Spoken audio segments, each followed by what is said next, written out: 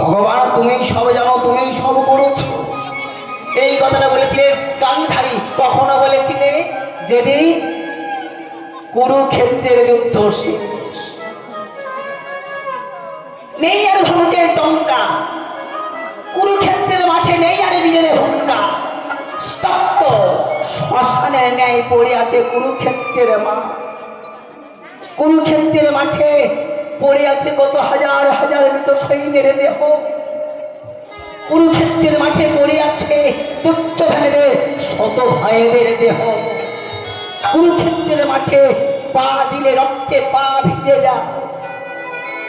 সেই শ্মশান সম কুরুক্ষেত্রের মাঠে অন্ধ স্বামী ধৃতরাষ্ট্রকে সঙ্গে করে নিয়ে একটা হাতে মশালে নিয়ে চলেছে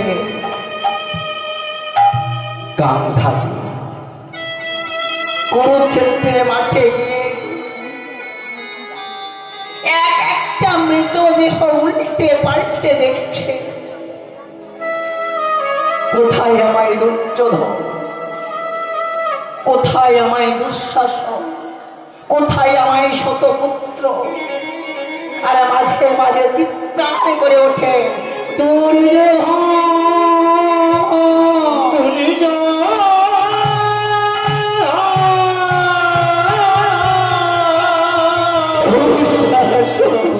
কোথায় রে দুঃশাসন,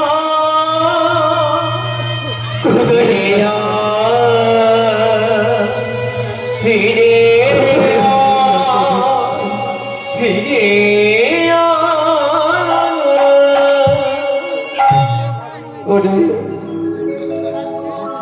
ফিরে আই, তোরা একটিবার মাকে মা বলে না। ওরে একটিবার কথা বল, তোরা একটিবার কথা বল, একটিবার মা বলে না। তোদের মা ডাকে প্রাণটা জুড়া, একটিবার মা বল। কুরুক্ষেত্রের মাঠে যখন দাঁড়িয়ে পুত্র হারা জননী হাহাকার করে চিৎকার করে কাঁদছে, কে যেন আড়ালে দাঁড়িয়ে বিদ্রুপের হাসি হাসছে। কে হাসে, কে হাসে? পুত্র হারানোর জননী কাঁদি আমি, আর এমন বিদ্রুপের হাসি কে হাসে? সর্বমুখে নইলে আমি তোমাকে অভিসম্পাদ করব। কৃষ্ণ সর্বমুখে এসে দাঁড়ালেন, পিসিমা আমাকে চিনতে পারলে না পিসিমা? আমি তো তোমায় কৃষ্ণ গো। কৃষ্ণ ওরে দুষ্ট দুরাচার, তোর জন্য হয়েছে কুরুক্ষেত্রের যুদ্ধ, তোর জন্য আমি শতপুত্রকে হারিয়েছি। বলতে পারিস কৃষ্ণ কি এমন অপরাধ করেছিল তোর চরণে আমায় ছেলেরা, যে সবাইকে তুই কেড়ে নিলি? বংশে বাতি দেবার জন্য কাউকে রাখলে না, বল লাগে কৃষ্ণ।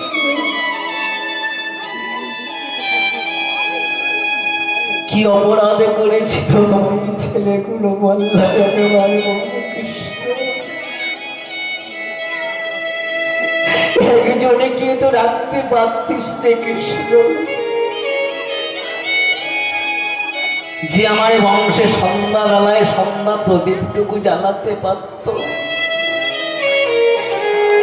দিনন্তে একবার আমাকে মা বলে ডাকতে পারত। কৃষ্ণ কি অপরাধ করেছিলাম তোর চরণে, আমি বলতে পারিস কৃষ্ণ? ওরে কৃষ্ণ, আমায় বংশে বাতি দেওয়ার জন্য কাউকে রাখলে, মা ডাকার জন্য কাউকে রাখলে না। কৃষ্ণ তুই যেমন আমার বংশে বাতি দেবার জন্য কাউকে রাখলে না, শতপুত্রের জননী আমি, একজনকেও রাখলি না তুই বংশে দিতে বাতি। আমার বংশে বাতি দেওয়ার জন্য যখন কাউকে রাখলি না, আমার মা ডাক শোনার জন্য যখন কারোকে রাখলি না, আমার যখন তুই কুরু বংশ ধ্বংস করেছিস, আমিও তোকে অভিসম্পদ করলাম।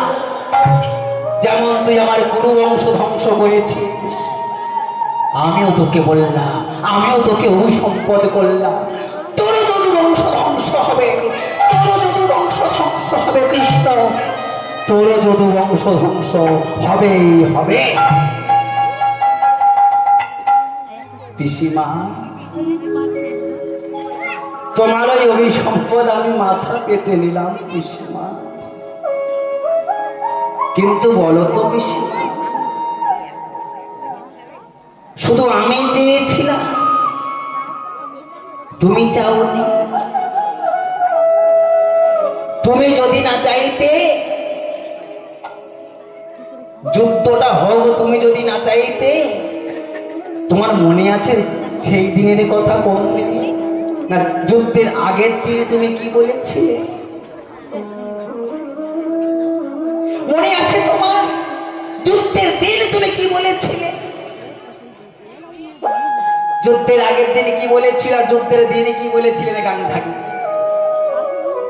যুদ্ধের আগের দিন গান্ধারী যখন নয়নে বসন বেঁধে অন্ধকার হলে বসে আছে, ঠিক এমন সময় যুধিষ্ঠির গিয়েছে প্রণাম করতে বড় মাকে। গিয়ে যখন চরণে হাত দিয়েছে, আটকে উঠলেন, কে কে আমার চরণে হাত দিল? কে কে কে তুমি? বড় মা, ও বড় মা, আমি যুধিষ্ঠির গো। যুধিষ্ঠির, তুই কেন এসেছিস সময় দাঁড়ে? তুই কেন এসেছিস সময় দাঁড়ে? দূর হয়ে যা, তুই যে আমার পরম শত্রু, কেন এসেছিস তুই আমার কাছে? বড় মা, এখন শত্রু হইনি বড় মা, আগামী কালে যুদ্ধ, এখনো শত্রু হইনি। কেন এসেছিস আমার কাছে বড় মা? আগামী কালে যুদ্ধ, আমি যাব যুদ্ধ করতে। যুদ্ধক্ষেত্রে হতে যদি আর ফিরে না আসা হয়, তাহলে বড় মা তোমার চরণে কোনোদিন প্রণাম করতে পারবো না, তোমায় চরণ স্পর্শ করতে পারবো না বড় মা। বড় মা, যুদ্ধে যাওয়ার আগে বড় মা একটিবার আশীর্বাদ করবে না বড় না? বড় মা, একটিবার আশীর্বাদ করো না, তোমার ওই হাতটা আমার মাথাতে একেবারে ঠেকিয়ে দাও না বড় মা। অনেক আশা নিয়ে এসেছি বড় না? বড় মা, দেবে না বলো? গান্ধারী মাথায় হাত দিয়ে বলেছিলেন, ঠিক আছে, আমি তোকে আশীর্বাদ করলাম। ধর্মের জয় হোক, সত্যের জয় হোক। আশীর্বাদ নিয়ে যখন ফিরে যাচ্ছে,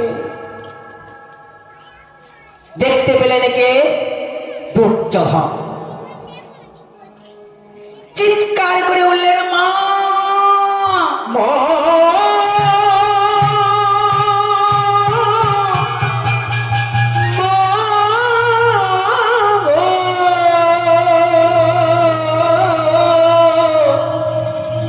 জননী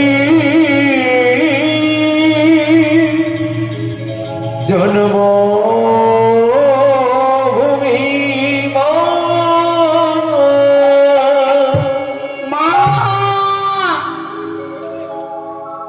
কি হলো রে? চিৎকার করছিস কেন? মা, দেখলাম ওই আমার পরম শত্রু বেরিয়ে যাচ্ছে।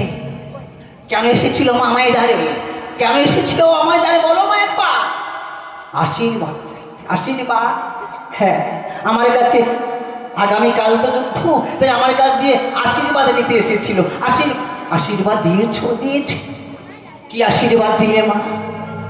মাথায় হাত দিয়ে বলে ফেলেছি, সত্যের জয় হোক, ধর্মের জয় হোক। সর্বনাশ করেছ তুমি, সর্বনাশ করেছ মা। সবে জানা সত্ত্বেও তুমি এমন আশীর্বাদ কেন করলে মা? কি করবো, মুখ দিয়ে যে বেরিয়ে গেছি।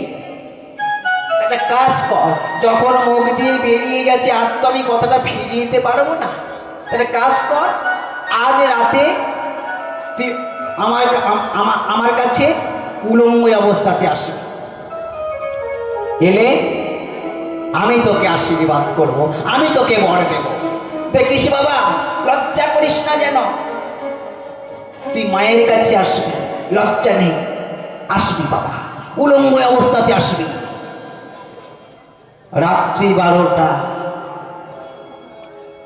মা তো উলঙ্গ অবস্থাতে যেতে বলেছে, তা উলঙ্গ অবস্থাতে লুকিয়ে লুকিয়ে চলেছে।